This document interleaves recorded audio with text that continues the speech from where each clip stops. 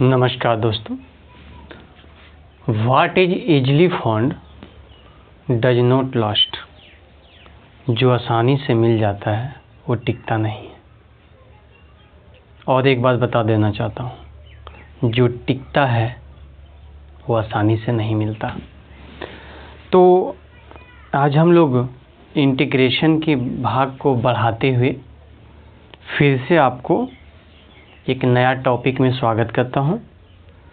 और ये टॉपिक बहुत इम्पोर्टेंट है एग्ज़ाम के दृष्टिकोण से। इसको आप एकदम स्किप ना करें। हर एक पॉइंट आपको एग्ज़ाम में प्रश्न सोल्व करने के लिए बहुत ज़रूरी है। ख़ास करके डेफिनिट इंटीग्रेशन का ये महत्वपूर्ण टॉपिक एग्ज़ाम के ऑब्जेक्टिव और एग्ज़ाम के सब्जेक्टिव दोनों में अहम भूमिका निभाती है। इसलिए इसको समझने का प्रयास करें। प्रॉपर्टीज होता क्या है।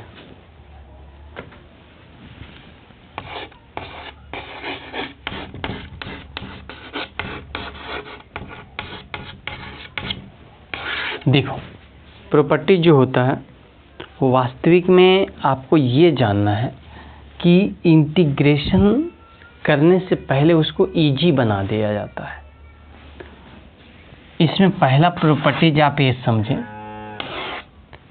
ये है अपर लिमिट b और ये है लोअर लिमिट a। यहाँ है f(x) dx, ठीक है। और अपर लिमिट को चेंज नहीं किया जाए, लोअर लिमिट को भी चेंज नहीं किया जाए। और यहाँ फंक्शन f(x) का नहीं बल्कि fy का या ft का f(θ) का जो भी इससे अलग dy, यहाँ y का है तो यहाँ भी y आना चाहिए। तो कहा जाता है कि जितना वैल्यू इसका हो उतना ही वैल्यू इसका भी हो। अब प्रश्न ये माइंड में उठा होगा कि कैसे। देखिए, आपको एक एग्जांपल लेके मैं समझाना चाहता हूँ कि मान लिया जाए यहाँ 4 है, यहाँ 2 है, अपर लिमिट लोअर लिमिट। यहाँ x है dx, तो ये हो गया f(x) का फंक्शन। अब यहाँ 4 है, यहाँ 2 है, ये तो सेम है। यहाँ है y dy। ध्यान देंगे कि इसका स्वरूप ना बदले। स्वरूप के मतलब हो जाता है कि ये x है तो ये y होगा, ये 2x है तो ये 2y होगा। फंक्शन का नेचर वही रहना चाहिए। यहाँ से यहाँ लाने का मतलब हुआ सिर्फ x के जगह y करना, फंक्शन वही है। यदि कोई पूछे कि f(x) बराबर x² है और आप fy निकालें, तो आप इसको y नहीं बल्कि y² कर देना होगा। और यदि f(x) बराबर x रहे तो fy बराबर y हो जाएगा। f(x) बराबर 2x तो fy बराबर 2y। तो उसी प्रकार जो फंक्शन का नेचर यहाँ है वही फंक्शन का नेचर यहाँ भी होना चाहिए, सिर्फ चर का वैल्यू अलग होना चाहिए। तो जितना मान इसका आएगा उतना ही मान इसका भी आएगा। अब कैसे आएगा? तो इसका इंटीग्रेशन यदि करेंगे तो ये x²/2 हो जाएगा। और अपर लिमिट 4 लोअर लिमिट 2, इसका इंटीग्रेशन करेंगे तो ये y²/2 हो जाएगा। इसका लिमिट 4, इसका लिमिट 2। अब लास्ट में क्या किया जाता है? लास्ट में अपर लिमिट का वैल्यू x के जगह माइनस लोअर लिमिट का वैल्यू x के जगह रखा जाता है। तो 4 को यहाँ रखेंगे तो 16/2 हो जाएगा, माइनस 2 को यहाँ रखेंगे तो 4/2 हो जाएगा। ये प्रक्रिया आ गया। ये साइड क्या होगा? वही प्रक्रिया आएगा। फिर y के जगह 4 रखेंगे तो 4 के स्क्वायर 16/2 और 2 रखेंगे तो 4/2। बोलो, कैलकुलेशन करें या ना करें, ये दोनों सेम है कि नहीं? तो इसका मतलब होता है पहला प्रॉपर्टीज कि हम लोग ज़रूरत पड़ेगा तो फंक्शन को चेंज कर सकते हैं। f(x) को f(θ) में बदल सकते हैं, f(x) को f(t) में बदल सकते हैं, f(x) को f(y) में बदल सकते हैं। तो कोई भी प्रभाव नहीं पड़ेगा। तो ये हमारा याद रखना है पहला प्रॉपर्टीज, ठीक है। तो फर्स्ट प्रॉपर्टी समझ में आ गया। सेकेंड प्रॉपर्टीज देखिए क्या कहता है। सेकेंड प्रॉपर्टीज में आपको ध्यान रखना है कि फंक्शन वही रहा जाए या बदला जाए, इससे तो कोई प्रभाव ही नहीं पड़ता है, क्योंकि अभी हम पहला प्रॉपर्टीज में देख लिए हैं। लेकिन लिमिट यदि बदल दिया जाए, यहाँ a यहाँ b dx, तो क्या होगा, वही रहेगा कि प्रभाव पड़ेगा। तो कहा जाता है प्रभाव पड़ेगा। तो कैसा प्रभाव पड़ेगा, तो सिर्फ चिन्ह बदल जाएगा। ये यदि प्लस में है तो ये माइनस में है, हो जाएगा, और यदि ये माइनस में रहेगा तो ये प्लस में हो जाएगा, मतलब चिन्ह विपरीत हो जाएगा। कब, जब लिमिट को चेंज कर दिया जाएगा तब। अब इसे भी एक एग्जांपल से समझिए कि बात सही है कि गलत है। वही ले लीजिए 4 2। अब यहाँ x dx है, इसका मतलब होता है कि अपर लिमिट लोअर लिमिट, यहाँ x dx है। यहाँ जबकि उल्टा है, क्या है, 2 और 4। सर अपर लिमिट बड़ा होना चाहिए, लोअर लिमिट छोटा होना चाहिए, ऐसा कोई ज़रूरी नहीं है। ऊपर वाले को अपर लिमिट कहेंगे, नीचे वाले को लोअर लिमिट कहेंगे, ये ज़रूरी है। ठीक है, यहाँ फंक्शन को चेंज नहीं किया जाए, लिमिट को चेंज कर दिया गया। अब जितना वैल्यू इसका आएगा उतना वैल्यू तो इसका आएगा, लेकिन चिन्ह बदला हुआ रहेगा। ये है, ये आएगा प्लस में तो ये आएगा माइनस में, यदि ये माइनस में आएगा तो ये प्लस में आएगा। देखिए कैसे, ये x²/2। ठीक है, अभी हम बराबर का चिन्ह नहीं देते हैं, दोनों को हल कर रहे हैं, इसका भी और इसका भी, ये दोनों। अब देखते हैं कि क्या होता है। अपर लिमिट कितना है, 4, लोअर लिमिट 2, ये भी x²/2, इसमें उल्टा है, अपर लिमिट 2 और लोअर लिमिट कितना, लोअर लिमिट है 4। अब ये बगल वाले के हल करेंगे तो 4 रखेंगे तो 16/2 - 4/2, और ये साइड वाला के हल करेंगे तो 4/2 - 16/2 हो जाएगा। 2 एलसीएम लेंगे तो 16 में 4 गया तो कितना बचेगा, 12/2, और ये साइड -12/2। तो कहने का मतलब ये 6 बचा और ये -6 बचा। तो प्रॉपर्टीज कहता है कि यदि लिमिट को उलट दिया जाए तो चिन्ह बदल जाएगा। एक आने वाला प्लस में रहेगा तो माइनस में आएगा, आने वाला माइनस में रहेगा तो प्लस में आएगा। तो ज़रूरत पड़ेगा कि लिमिट हम चेंज कर रहे हैं तो एक ही ध्यान रखना है कि जब लिमिट चेंज करना है तो चिन्ह चेंज कर देना है, और जब चिन्ह चेंज करना है तो लिमिट चेंज कर देना है। ठीक है, दूसरा प्रॉपर्टीज समझ में आ गया। पहला प्रॉपर्टीज आपको समझ में आ गया होगा और दूसरा प्रॉपर्टीज भी आपको समझ में आ गया होगा। अब तीसरा प्रॉपर्टीज समझना है कि तीसरा प्रॉपर्टीज क्या कहता है। हाँ, तो थर्ड प्रॉपर्टीज में आप ये जानिए कि ये a है, ये b है और ये a है। यहाँ कोई फंक्शन है f(x) dx है, इसको 2 बार में या 2 से अधिक बार में हमको इंटीग्रेशन को तोड़ना है। मतलब कि ये एक इंटीग्रेशन लिखा हुआ, हम 2 इंटीग्रेशन लिखना चाहते हैं। सर 2 इंटीग्रेशन क्यों लिखना चाहते हैं, क्योंकि आपको ज़रूरत पड़ेगा 2 इंटीग्रेशन लिखने का। कैसे ज़रूरत पड़ेगा सर, देखो हल्का सा मैं समझाता हूँ आपको। मान लिया जाए कि ये कोई ग्राफ है, ठीक है, आप समझ रहे हैं कि ये कोई ग्राफ है। अब इसमें ऐसा कर्व गया है कि एक इधर चल गया, एक इधर चल गया है, समझ रहे हैं मेरी बात को। और ये 0 से लेकर आपको 4 तक का क्षेत्रफल निकालना है। तो यहाँ से यहाँ तक एक ही बार आप क्षेत्रफल निकाल लोगे तो इसका क्षेत्रफल हो जाएगा 0, जबकि क्षेत्रफल में आप इधर भी देख रहे हैं कि कोई क्षेत्र घेर रहा है और इधर भी देख रहे हैं कि कोई क्षेत्र घेर रहा है। तो क्षेत्रफल भी 0 क्यों होगा, क्योंकि इसका कैलकुलेशन यदि प्लस में आएगा तो जितना आएगा वो उतना ही इसका कैलकुलेशन माइनस में आ जाएगा। तो जब हम जोड़ देंगे तो दोनों का वैल्यू आपस में घटकर 0 आ जाएगा। जबकि अधिक क्षेत्रफल पूछ रहा है तो दोनों का वैल्यू आपस में जुटना चाहिए। तो इसी के बढ़िया से कैलकुलेट करने के लिए यहाँ से यहाँ के लिमिट को 2 भाग में तोड़ देंगे और 2 इंटीग्रेशन में कन्वर्ट कर लेंगे। तो इसके बीच में जो भी आवे 1 2 3 ऐसा कर लेना है।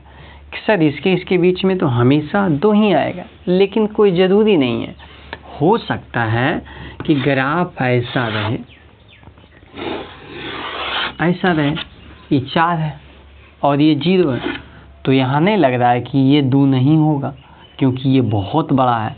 तो मान लीजिए ये 1 होगा और ये कितना होगा, मतलब ये 3 हो जाएगा, सब मिला के 4। ऐसा कुछ समझ रहे होंगे आप। तो कहने का मतलब होता है मेरा कि आप ये समझिए सिर्फ कि इसका क्षेत्र और इसका क्षेत्र जुटेगा पूरा के क्षेत्रफल को कैलकुलेशन करने के लिए। जबकि ये नीचे है ना, तो इसका क्षेत्रफल माइनस में आ जाएगा, और ये ऊपर है तो इसका क्षेत्रफल क्या चीज़ में आ जाएगा, प्लस में। तो एक प्लस में एक माइनस में दोनों जोड़ दीजिएगा तो घट जाएगा, जबकि दोनों का क्षेत्रफल क्या होना चाहिए, जुटना चाहिए। इसी के वजह से इसको 2 भाग में तोड़ा जाता है, उसके बाद कैलकुलेशन किया जाता है। जब मैं आपको हिसाब दूंगा तो आपको समझ में आ जाएगी बात। इस पर मैं एग्जांपल लूँगा, 2-3 एग्जांपल, ताकि आपको समझ में आ जाए बातें। फिलहाल ऊपर वाले आपको समझ में आ गया होगा। चलिए यहाँ पर देखिए क्या करना है, स्टार्ट कहाँ से करना है। लोअर लिमिट क्या है, ए। अपर लिमिट डायरेक्ट 4 नहीं लिखकर बीच वाले चीज़ को लिखना है। ये फिगर को ध्यान में रखिए। तो बीच वाले चीज़ हमें पता नहीं है कि 1 है कि 2 है, तो मान लिया जाए कोई कांस्टेंट होगा। 1 हो सकता है, 2 हो सकता है, 3 हो सकता है, कोई कांस्टेंट ले लें। एकदम रटना नहीं है, समझना है। तो पहले लिमिट को ही तोड़ देता हूँ मैं। अब जितना आप कांस्टेंट लिए हैं यहाँ से यहाँ तक, अब भी कांस्टेंट से लेकर के यहाँ तक लेना पड़ेगा। तो फिर कांस्टेंट क्या बनेगा, लोअर लिमिट बनेगा। तो ये लोअर लिमिट हम कोई कांस्टेंट ले लिए, अपर लिमिट ले लिए लास्ट वाला। तो लास्ट वाला हम यहाँ बी कह रहे हैं, यहाँ भले 4 लिख रहे हैं लेकिन यहाँ तो बी लिख रहे हैं, बी। दूसरे शब्दों में ये समझिए कि जो अपर में आएगा वही लोअर में आएगा, जो अपर में वही लोअर। अब देखिए दोनों को बीच में प्लस का चिन्ह मैं दे दिया हूँ, और फंक्शन में किसी भी प्रकार की कोई चेंजिंग नहीं होगा। ये f(x) dx हो जाएगा और ये भी f(x) dx। मेरी बात आप समझ रहे हैं? यदि आप समझ रहे हैं तो फटाक से लाइक कर दीजिए, और चैनल को जो न्यू है सब्सक्राइब कीजिए एकदम फटाक से। यही गुरु दक्षिणा है भाई, बस। अब देखिए ध्यान देना है कि ये एक एग्जाम्पल से समझते हैं। एग्जाम्पल की बातें हम लोग क्या करते हैं, थोड़ा सा समझिए कि यहाँ 4 है और यहाँ 2 है, ठीक है, और यहाँ 2x है, dx है। इसका इंटीग्रेशन मैं करता हूँ। इसका इंटीग्रेशन हो जाएगा 2 × x² 2। आपको मैं जो समझाना चाह रहा हूँ वो समझिएगा आप। 4 2 इससे कैंसिल, पहले 4 रखाएगा 16, फिर 2 रखाएगा 4, कितना आ गया 12। अब इसे मैं चाहता हूँ कि 2 टर्म में तोड़ लो, 2 भाग में। तो ये 2, अब यहाँ 3 लिख देता हूँ। मतलब कि ये था 2 से लेकर 4 तक। अब हम इसी क्षेत्र को 2 भाग में बांटते हैं, यहाँ 3 लिख देते हैं। तो 3 लिख देते हैं यहाँ, और यहाँ लिख देते हैं 4, सॉरी यहाँ 3 यहाँ 4। क्या है आपको बातें दिख रहा है? नहीं दिख रहा है, अच्छा ठीक है। थोड़ा सा ऊपर मैं लिख देता हूँ।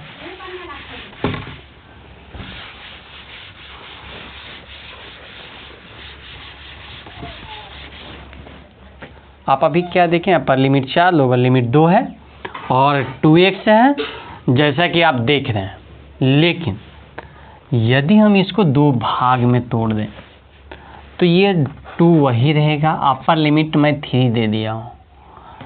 अब यहाँ पर 3 और अपर लिमिट यहाँ पर 3 अपर लिमिट 4। जो नया चीज़ अपर में आया वही नया चीज़ लोअर में आएगा। जो लोअर लिमिट था वो आज भी लोअर लिमिट है, जो अपर लिमिट था वो आज भी अपर लिमिट है। फंक्शन वही है 2x प्लस यहाँ भी फंक्शन वही रहेगा 2xt। आप दोनों का वैल्यू निकाल करके जोड़िएगा तो दोनों का वैल्यू आपस में जुट के यही आएगा 12, जबकि इसको कितने भाग में डिवाइड कर दिए? 2 भाग में। अब ये बन जाएगा 2x² 2, अपर लिमिट 3 है, लोअर लिमिट 2 है, प्लस 2x² 2, अपर लिमिट कितना है 4, लोअर लिमिट 3। समझ रहे हैं मेरी बात को? कैलकुलेट किया जाए, ए से ए कैंसिल, इससे ये कैंसिल। पहले हम 3 रखेंगे तो 3 तिया के 9 और 2 दूनी के 4, फिर प्लस, फिर अब 4 रखेंगे तो 4 चौका के 16, उसके बाद हम 3 रखेंगे तो 3 तिया के 9। ठीक है। अब आप देख रहे हैं कि 9 है प्लस में, 9 है माइनस में, कट गया। ऐसे आप जोड़ोगे तो 9 में से 4 गया तो कितना 5, और 16 में 9 गया तो कितना 7, और 7 5 कितना हो जाता है 12। तो सर मुझे ये बात नहीं समझ में आया कि आप तोड़े क्यों? ऐसा हूँ तो बन के आ ही जाता है, तो आप क्यों तोड़े? देखिए, सब बन के नहीं आएगा। क्यों सर, क्यों सब बन के नहीं आएगा? मैं आपको दिखाता हूँ।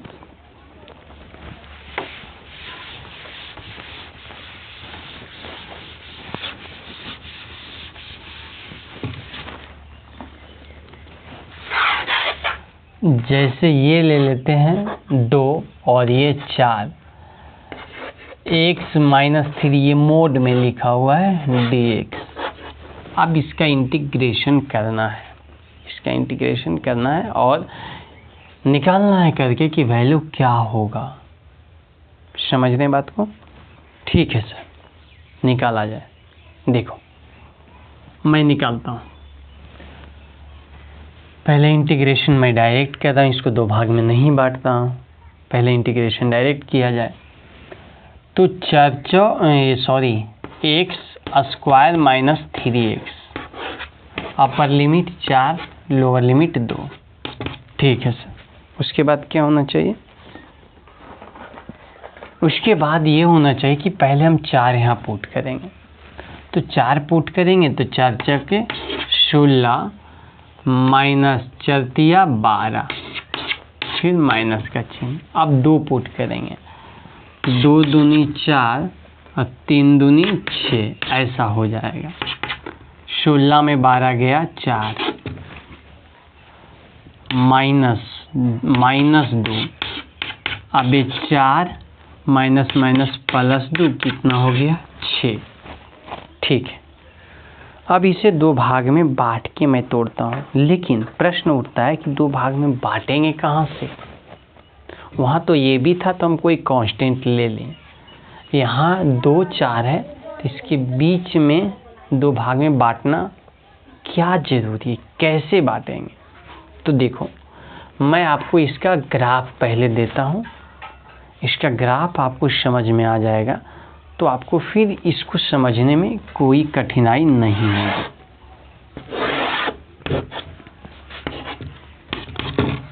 देखिए, आप ये जो दिया हुआ है ना मेरे दोस्त, वो y बराबर आता है हमेशा।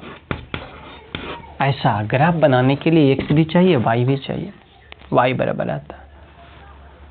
अब आप y की जगह 0 रखो पहले, तो 0 बराबर हो जाएगा x - 3 का मोड टूटेगा तो कोई प्रभाव नहीं पड़ेगा।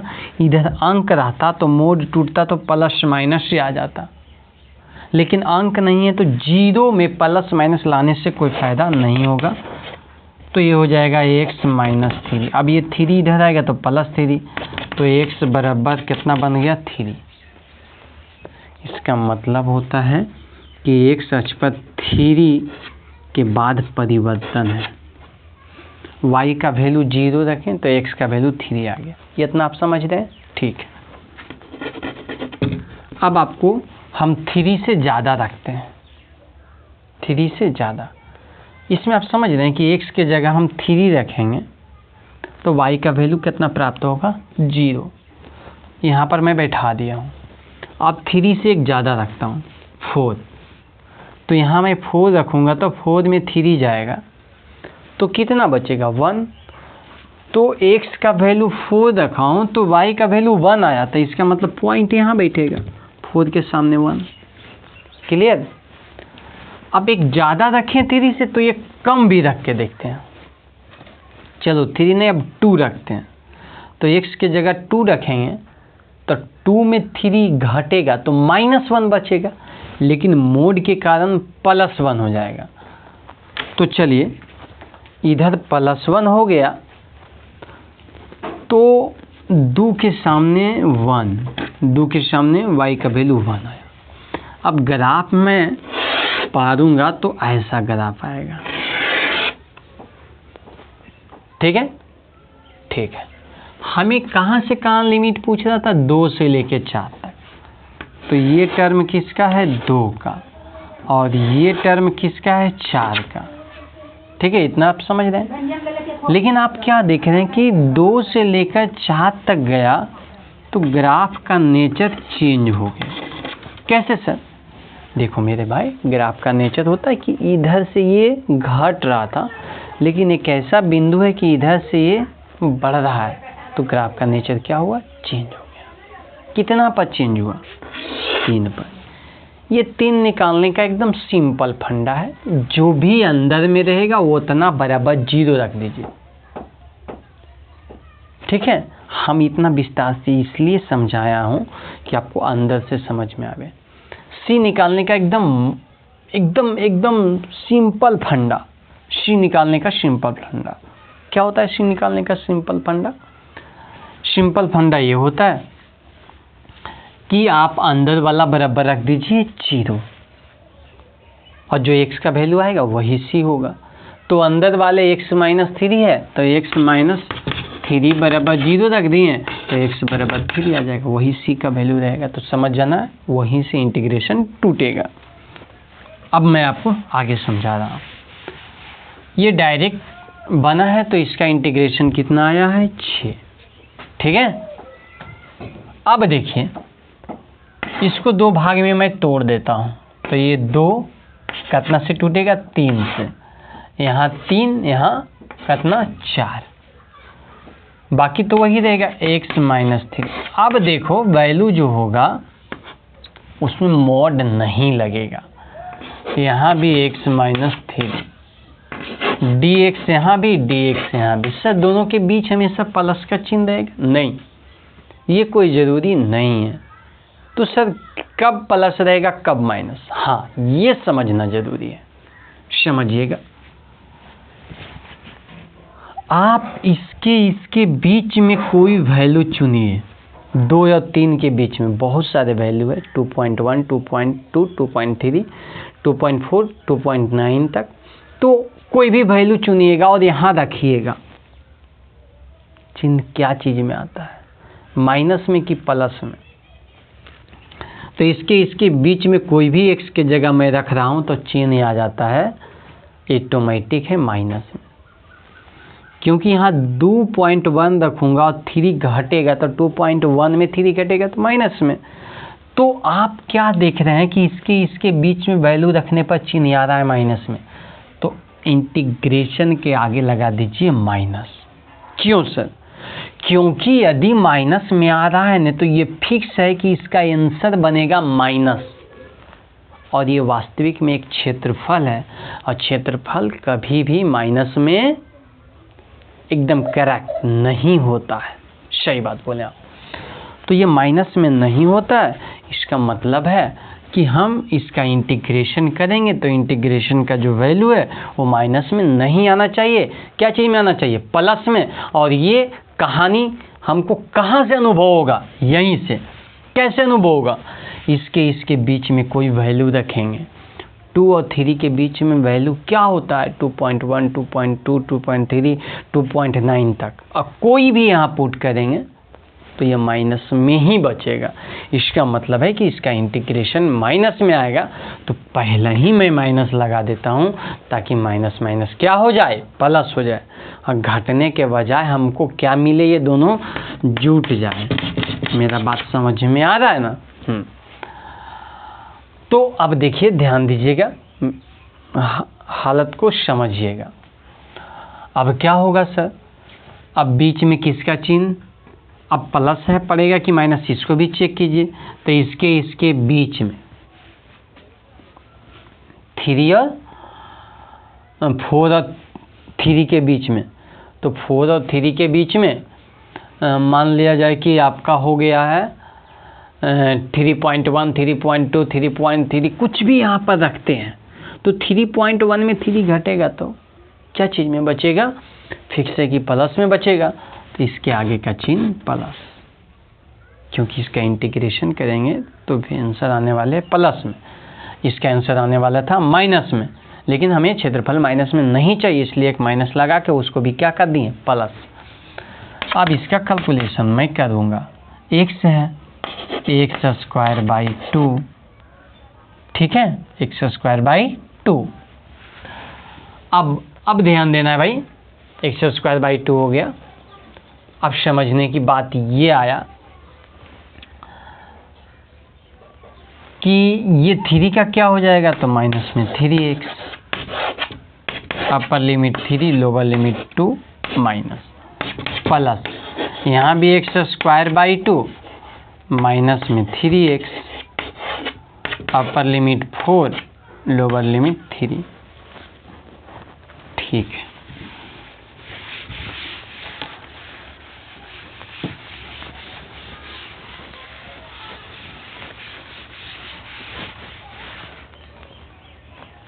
अब यहाँ की बातें समझना है। मैं रखता हूँ 3, 3 तिया के 9/2, फिर 3 तो -9, ठीक है। फिर अब 2 रखता हूँ, 2 दूनी के 4/2 -6, ये आ गया पहला।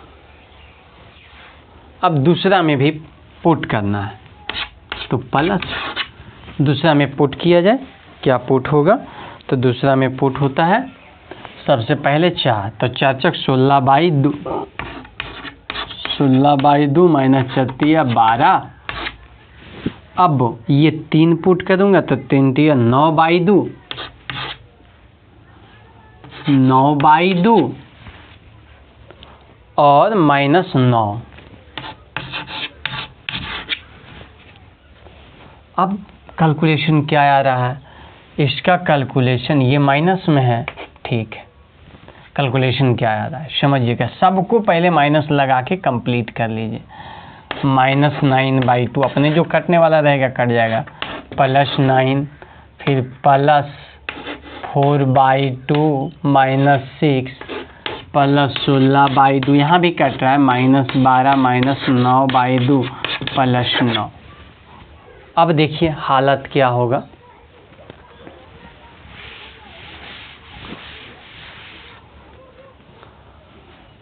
हाँ हालत क्या होगा, -9/2 -9/2 -9 बन जाएगा, ठीक है।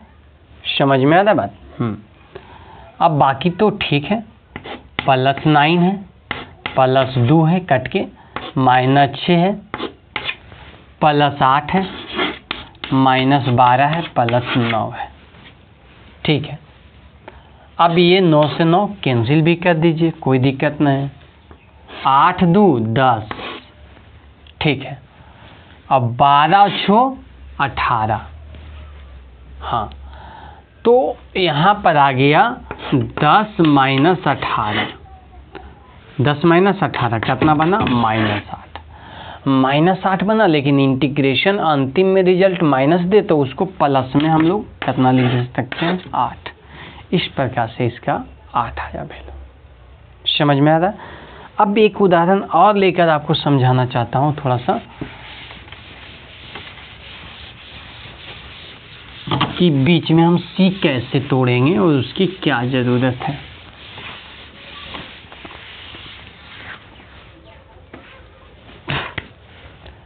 समझिएगा,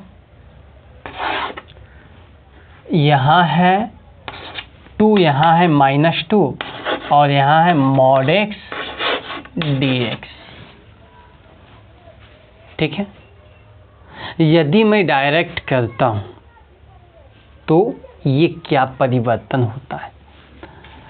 यदि आप चाहेंगे कि इसको डायरेक्ट मैं कर लूँ तो ये हो जाएगा x²/2।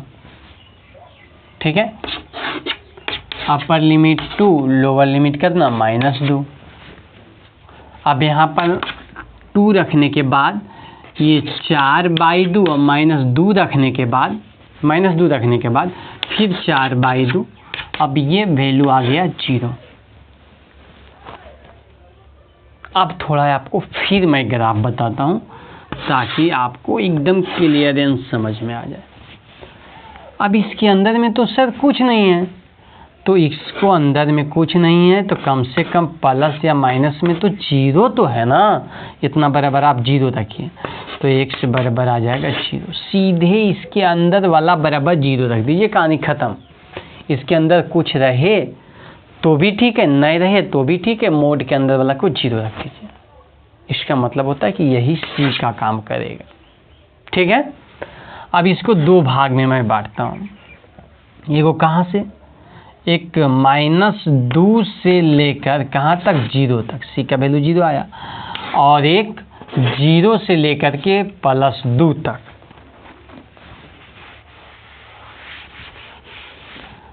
अब यहाँ पर देखिए, यहाँ पर हम लोग ये x रखेंगे, यहाँ भी x, dx। सीन डिसाइड पहले कर लेना है। -2 से लेकर 0 के बीच में किसी भी चीज़ को रखिएगा तो माइनस में आ जाएगा, इसलिए इसके आगे क्या लगा देंगे माइनस। कभी कभी इसके आगे माइनस लग जाएगा, वो डिपेंड करता है हिसाब पर। इसके बीच में कोई भी वैल्यू x की जगह रखेंगे तो ये पूरे का वैल्यू प्लस में आ जाएगा, तो यहाँ लगा देंगे प्लस। अब इसका इंटीग्रेशन मैं करता हूँ, इसका इंटीग्रेशन क्या हो जाएगा x² प्लस इसका मैं इंटीग्रेशन करता हूँ तो ये भी x²/2। ठीक है, 2 और 0, यहाँ 0 और -2। पहले मैं 0 रखूँगा तो 0 के स्क्वायर/2 0, फिर -2 रखता हूँ तो -2 के स्क्वायर प्लस 4/2, -2 आ गया। नहीं आया बात समझ? सिंपल है, प्लस 4/2 2 और माइनस बीच में लगता है लिमिट बैठाने के वक्त, तो -2 आ गया। चलिए प्लस, अब इधर ध्यान दीजिए, 2 दूनी 4/2, -0 बैठाएंगे तो 0। अब यहाँ पर माइनस वाला गुना होगा तो +2, यहाँ पर +2 और 2 2 4। आप जब डायरेक्ट बना रहे थे बिना मोड को तोड़े हुए तो आंसर क्या आ रहा था 0, जो कि गलत था, और यहाँ आ रहा है 4। इसका ग्राफ से थोड़ा समझते हैं कि बातें क्या हुआ था। y बराबर 0, मतलब इसके अंदर हम x की जगह क्या रखें कि 0 हो जाए, तो 0। यहाँ के बाद ग्राफ टर्न लेगा। अब इसमें x की जगह हम 1 रखते हैं, तो x की जगह 1 रखने के बाद y का भी वैल्यू 1 आएगा, क्योंकि मोड में है 1 ही आएगा। चलिए 1 के सामने 1। x की जगह यदि हम 2 रखते हैं तो y का वैल्यू 2 के सामने 2, ठीक है। लेकिन x की जगह -1 रखते तो भी y का वैल्यू +1, तो -1 भी तो +1 और -2 भी तो +2, तो इसका मतलब होता है ग्राफ ऐसा। ठीक है, हम लोग +2 से -2 का क्षेत्र निकाल रहे थे ना, +2 से -2 का क्षेत्र निकालते हैं। अब आप क्या देख रहे हैं कि इधर का क्षेत्र और इधर का क्षेत्र अलग अलग है।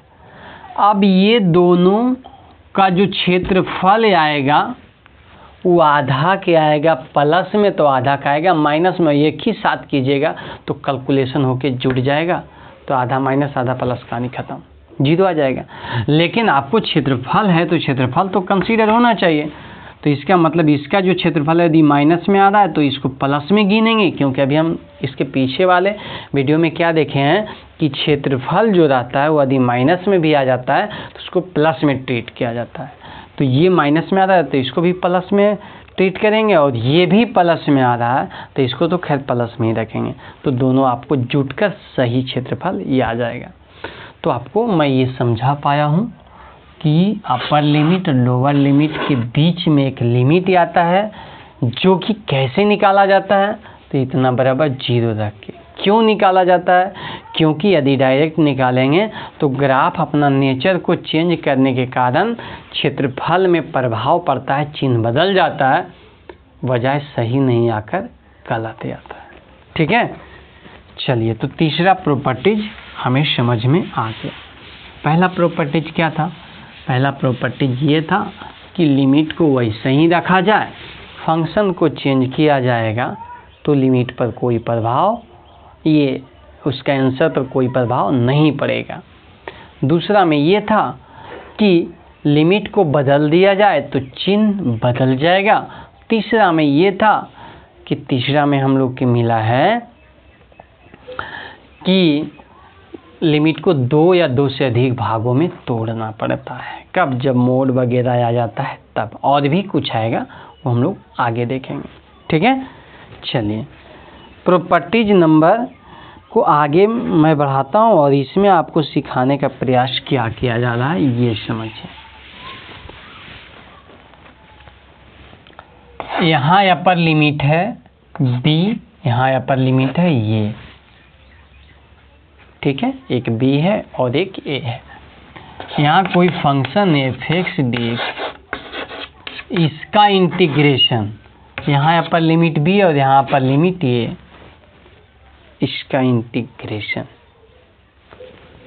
फंक्शन में ऐसा किया जाए कि x नहीं लिखकर a plus b minus x लिख दिया जाए,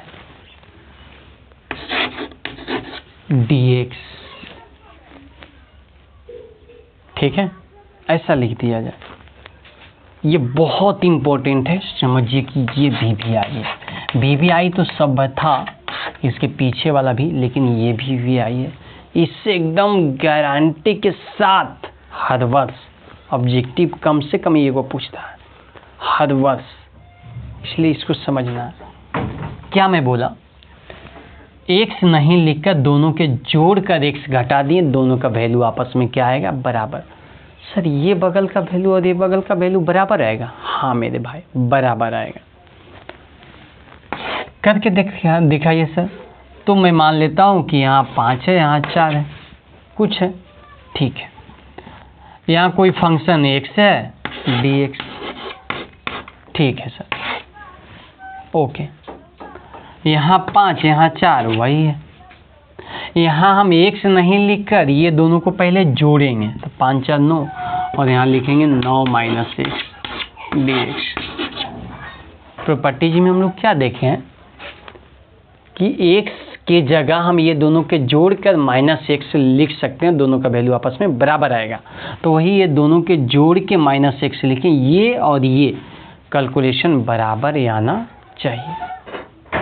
अब देखा जाए, इसका इंटीग्रेशन किया जाए, x² 2, upper limit 5, lower limit 4, ये साइड किया जाए 9x minus x² 2, upper limit 5, lower limit 4। Calculation दोनों साइड के किया जाए, सेम आता है कि नहीं। तो पहले 5 5 5 25/2, फिर 4 4 चौक 16/2 8। ये साइड 8 दूनी 16 और ये 25 माइनस 16 हो गया, 25 माइनस 16/2, 9/2 आ जाएगा। ठीक है, तो आप ये देखें कि इसका वैल्यू 9/2 आया, इसका भी वैल्यू 9/2 आ जाएगा तो सही है, अन्यथा क्या हो जाएगा, गलत हो जाएगा। करके देखा जाए, 9/2, 5 रखते हैं, 9 × 5 = 45 माइनस 25/2, बीच में माइनस का चिन्ह। अब 4 रखते हैं, 9 × 4 = 36 माइनस 4 यहाँ भी रखाएगा, 4 × 4 = 16/2, तो ये आ जाएगा 45 माइनस 25/2 माइनस 36 प्लस 16/2। कैलकुलेशन किया जाए, यहाँ भी आना चाहिए कितना, 9/2। देखते हैं, जो भी होगा देखा जाएगा यहीं पर। क्या एलसीएम बन रहा है, 2, 45 दूना 90 माइनस 25 माइनस 36 दूना 72 प्लस 16। ठीक है, ये बन रहा है। अब देखते हैं कैलकुलेशन करके कि क्या बातें होती है भाई। हमें क्या आना चाहिए, 9/2। यहाँ तो बहुत सारे लोग आए हुए हैं, फिर भी प्रयास किया जाए। 90 और 16 106 माइनस 72 और 25 कितना आ गया, 97। नहीं, 5 2 7, 7 2 9, बाई कितना 2। अब 116 में 97 गया, 9 बचा, 9/2। तो आप महत्वपूर्ण जो भी है ये प्रॉपर्टी समझ में आ गया, ज़रूरत पड़ने पर हम ऐसा कर सकते हैं। अब आपको हिसाब इस पर कैसा पूछा जाता है ये समझिए।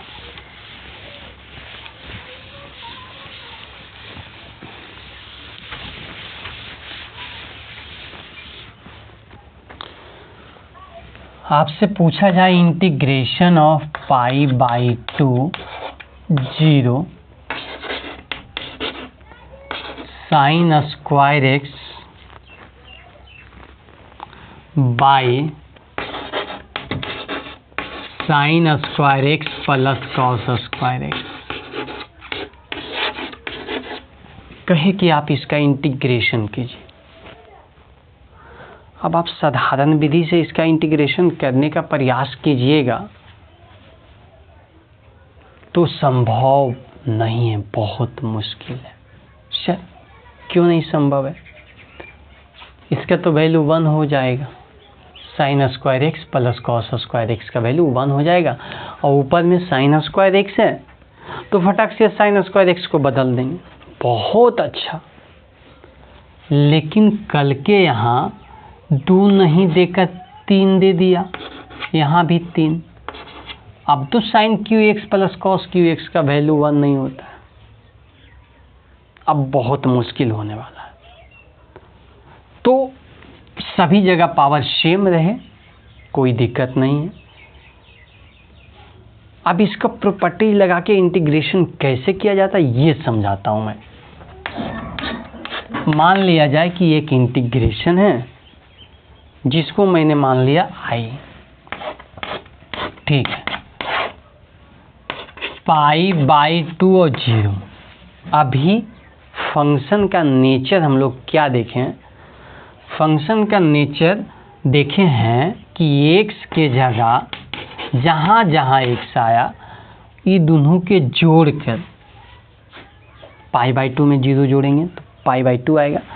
π/2 माइनस x लिखने में कोई दिक्कत नहीं है, इसको भी sin q π/2 माइनस x लिखने में कोई दिक्कत नहीं है।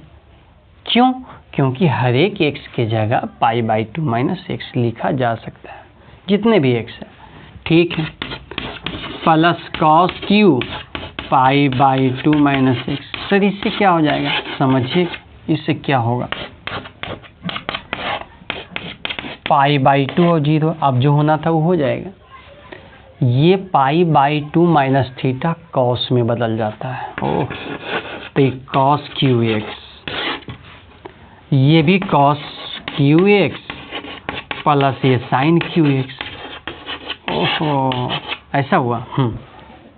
अब मेरे भाई इसको और इसको देखिए तो नीचे में सेम, सर नीचे में सेम कहाँ, ये sine QX plus cos QX, ये cos QX plus sine QX, जोड़ में इधर उधर आता है, कोई दिक्कत नहीं। इसको समीकरण फर्स्ट है, इसको समीकरण सेकेंड माने, दोनों को जोड़ेंगे। जोड़ने के बाद देखिए क्या फायदा होता है। मैं यहीं पर जोड़ देता हूं ताकि आपको दोनों चीज दिख रहा हो। फर्स्ट जोड़ सेकेंड, तो ये आई 2i, ये बगल भी तो जुटेगा और ये बगल जुटेगा, तो π/2, दोनों का लिमिट सेम है, एक ही को आप लिखिए, दो को लिखने की कोई ज़रूरत नहीं है। यहाँ साइन QX बटा sine QX plus cos QX dx भी नहीं लिखे, लास्ट टाइम में हम लोग लिखें, प्लस यहाँ कॉस QX बटा, इसको cos QX plus sine QX लिखें या sine QX plus cos QX लिखें, बात एक ही है, sine QX plus cos QX, बात एक ही है, dx। क्या आप समझ पाते हैं? ठीक, अब इसको कोई ज़रूरत नहीं। अब दोनों यदि सेम हैं तो इसका एलसीएम वही आएगा, तो 2i, ये π/2 और ये 0, ये sine QX plus cos QX, अब ऊपर वाले जुटेगा तो sine QX plus cos QX, अब ये कट के आ जाएगा 1। तो इसका मतलब है कि हमें 2i बराबर π/2 0 1 dx आया और 1 का इंटीग्रेशन होता है x, तो 2i बराबर x, अपर लिमिट क्या, π/2, लोअर लिमिट 0, तो 2i बराबर π/2, x की जगह बैठाएंगे तो π/2, खाली हमें i निकालना था, हमें क्या निकालना था, i का वैल्यू, तो 2 से भाग देंगे π/4। सर एक बार दूसरे उदाहरण भी लीजिए, ठीक है, मैं लेता हूँ एक उदाहरण और।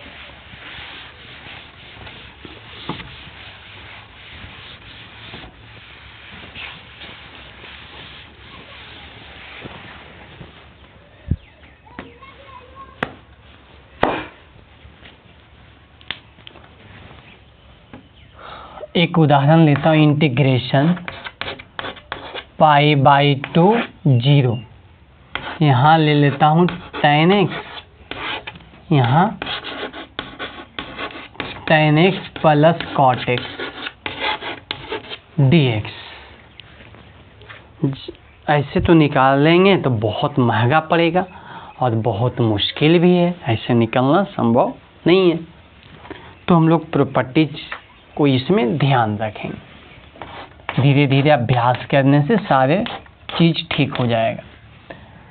ये π/2, ये 0।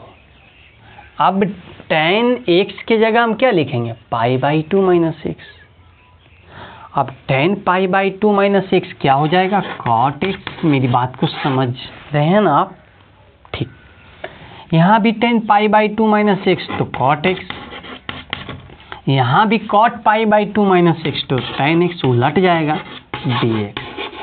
ये फर्स्ट था और ये सेकेंड आया, दोनों को जोड़ना है, फर्स्ट जोड़ सेकेंड, तो ये 2i, π/2 और 0 वही रहेगा, दोनों आपस में बराबर है, इसे एलसीएम दोनों सेम ही है तो लिख दीजिए tan x plus cot x।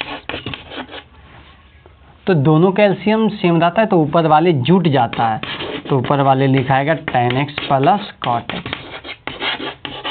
ये कट के आ जाएगा 1, तो 2i बराबर क्या 1 dx, और यहाँ क्या π/2 है, ये 0 है, तो 2i बराबर x, π/2 और 0, तो 2i बराबर x की जगह π/2 रखेंगे, तो बताइए i बराबर क्या आ जाएगा π/4। सर इसमें अक्षर का वैल्यू π/4 आता है। देखिए अक्षर का वैल्यू तो π/4 ही आता है, लेकिन याद नहीं कर लेना है, कैलकुलेशन भी करना है, समझ रहे हैं। तो आप अभी तक सीखे हैं प्रॉपर्टीज नंबर 4 सीख लिए हैं। अब प्रॉपर्टीज नंबर हम लोग 5 की बात करेंगे। प्रॉपर्टीज नंबर 5, प्रॉपर्टीज नंबर 5 4 की तरह है, इसे कोई ज़्यादा लफड़ा करने की ज़रूरत नहीं, वही है तो वही है। तो फिर कैसे है, यही है, जैसे मान लिया जाए यहाँ पर a है, यहाँ 0 है, यहाँ f(x) है, dx है, तो इसको हम लोग लिख सकते हैं a0 वही, यहाँ f a minus x dx। Always वही लिखा है ना जो हम लोग कर रहे थे अभी तक। ये और ये जुटेगा तो ये ही आएगा, और ये माइनस एक्स, एक्स के जगह ये माइनस एक्स, वो तो वही है, इसमें ज़्यादा कोई लफड़ा की बात नहीं है। अब देखिए लफड़ा की बात नहीं है, तो अब समझिएगा कि इसमें क्या होने वाला है।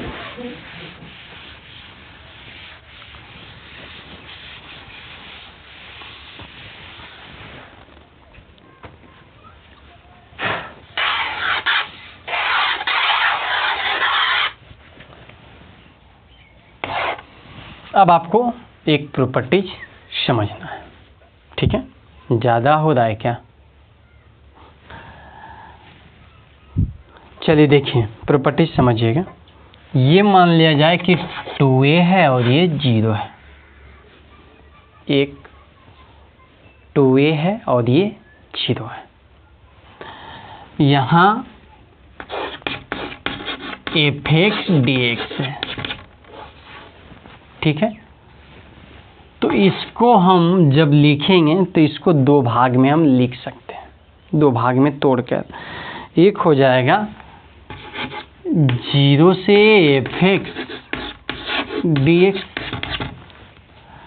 प्लस एक हो जाएगा, ये भी 0 से यही लिख दीजिए, कोई दिक्कत नहीं है। 0 से a,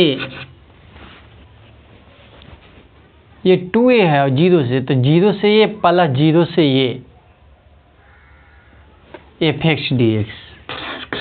लेकिन यहाँ जो है ना f(x) नहीं लिखना, f(2a माइनस x dx) ऐसा हम लिख सकते हैं। मतलब कि ये यूज होगा हिसाब बनाने के वक्त। ये 2a था तो ये से 0, ये से 0।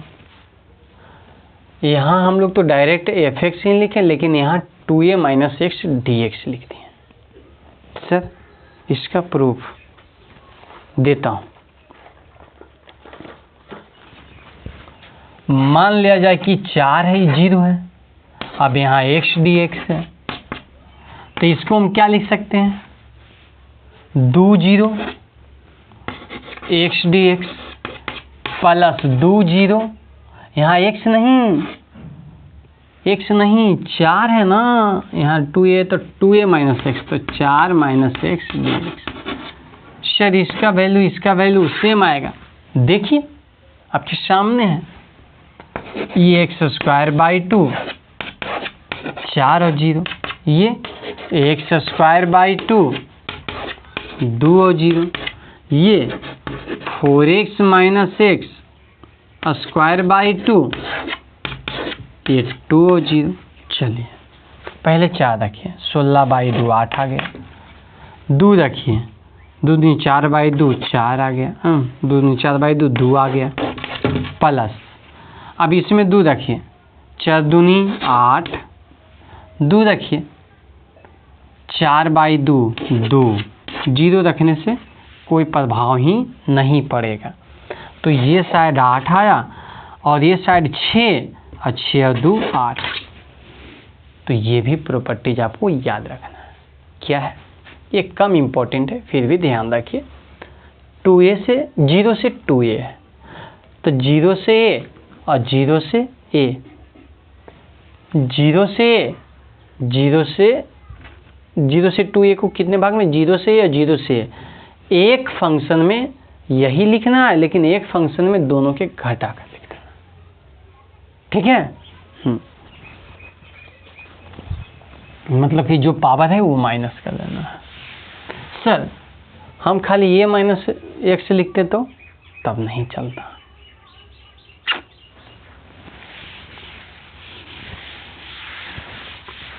अच्छा, इसके बाद एक प्रॉपर्टीज आपको और ध्यान में रखना है, ज़्यादा ध्यान में रखने की कोई ज़रूरत नहीं है, बाकी आपका काम हो जाएगा। अच्छा, यही वाला प्रॉपर्टीज को थोड़ा सा 2a से 0, 2a से 0, 2a से 0 को हम लोग x dx लिख सकते हैं 2a0 fx dx। यहाँ f देना बहुत ज़रूरी है। fx dx 2 और इसी का वैल्यू लिख सकते हैं 0 भी, लेकिन ये तो प्रश्न गड़बड़ा जाएगा। ये तो नहीं को 2a और ये तो नहीं को 0, ऐसा क्यों? ये कब लिखेंगे और ये कब लिखेंगे? देखिए, ये बात उस दिन लिखेंगे जिस दिन f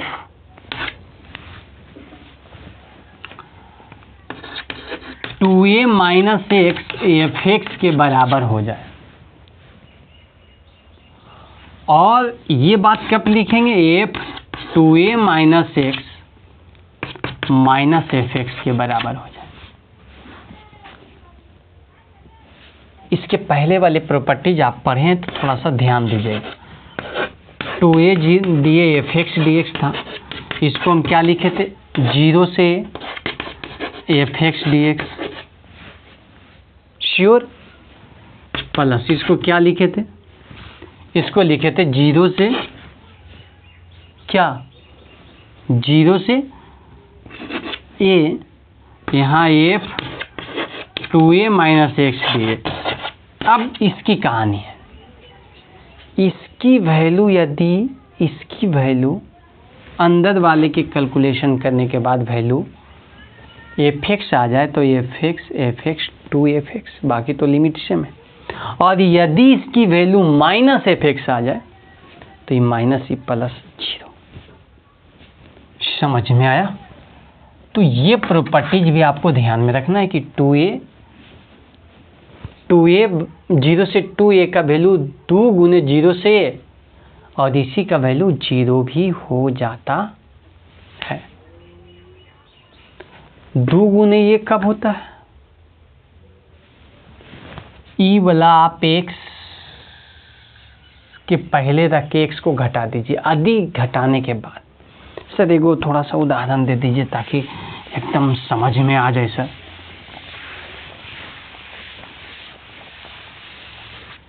देखो, एक उदाहरण मैं ले रहा हूं, और ये उदाहरण है कोई पाई है और 0 है। ठीक है, पाई है और ये 0 है, और यहाँ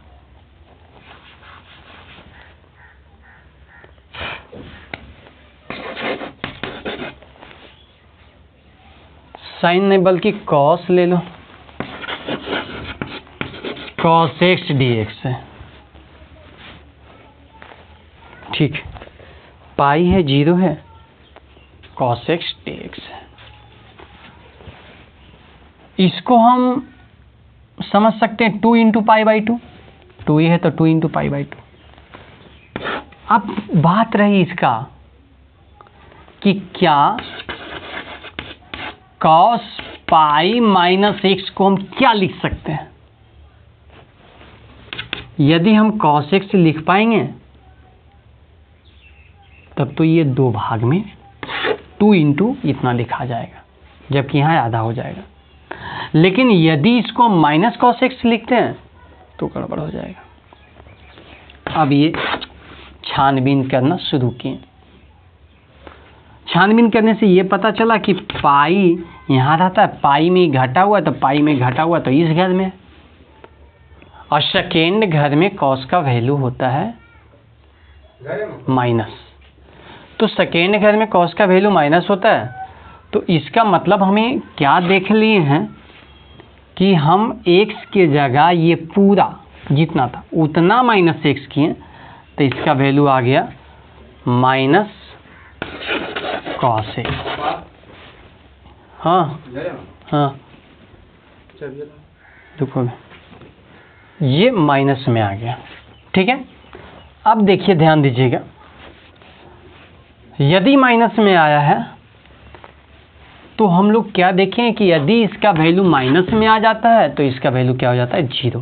तो इसको हम डायरेक्ट लिख सकते हैं 0। लेकिन यही रहता पाई और यहाँ 0, अब ये रहता sin x dx, तो इसका वैल्यू क्या होता समझिएगा। पहले चेक करते हैं, sin पाई माइनस x,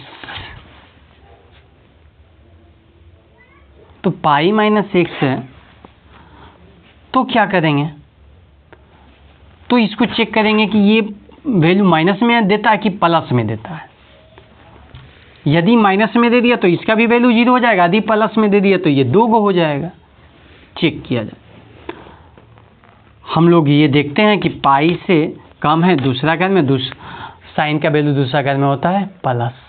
इसका मतलब हो जाएगा कि ये वैल्यू हम लिख सकते हैं sin x प्लस।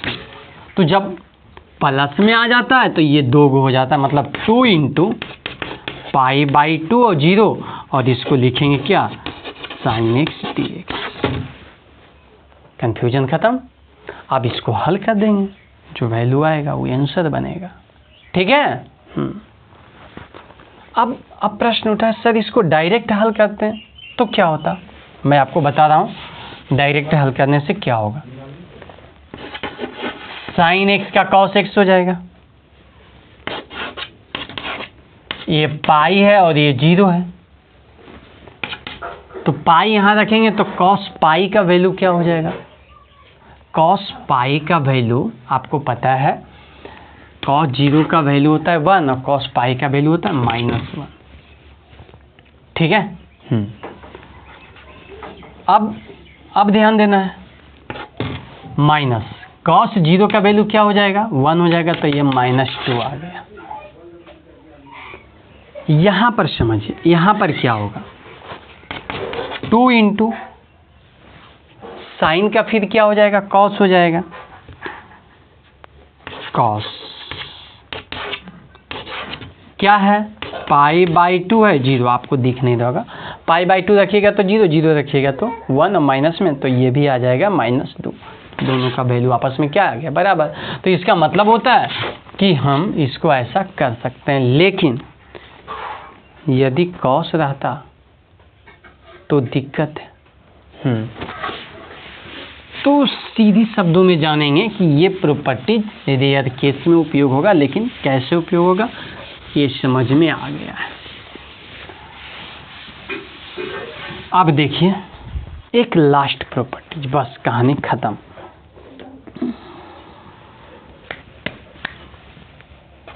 ये a है और ये -a है, ये कोई फंक्शन है f(x) dx,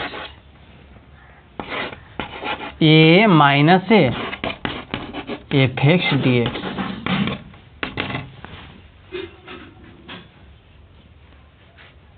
कभी तो इसका वैल्यू 2 गो हो जाएगा, 2 गो a और 0 f(x) dx, और कभी इसका वैल्यू हो जाएगा 0। लेकिन फिर प्रश्न उठा कि ये कब और ये कब। ठीक है, इसमें ज़्यादा ये सब की लफड़ा नहीं है। आपको लफड़ा क्या ये मैं समझाता हूँ। ये यदि f -x f(x) के बराबर आ गया, मतलब सर ये एकदम दिमाग में नहीं जा रहा है ना, मैं समझाता हूँ। f(x) बराबर यदि x² है तो f -x निकालोगे तो x² आएगा, क्योंकि -x के होल स्क्वायर x²। लेकिन f(x) बराबर यदि x है तो f -x निकालोगे तो -x आ जाएगा। ये अलग आया, ये सेम आया। You understand? मतलब आप समझ रहे हैं? तो समझ रहे हैं तो क्या समझ रहे हैं कि x के जगह माइनस लगा देने पर यदि वो ऑटोमेटिक प्लस हो जाता है तो ये 2 गो हो जाएगा, और माइनस हो जाता है तो ये 0 हो जाएगा। समझ में आया बातें? तो आप सब मिलाकर क्या समझे हैं, प्रॉपर्टीज हम लोग लास्ट कर लिए हैं। तो हम लोग नेक्स्ट वीडियो में इसका हिसाब लेकर मिलेंगे। तब तक के लिए धन्यवाद। आप लोग पढ़ते रहिए, खुश रहिए।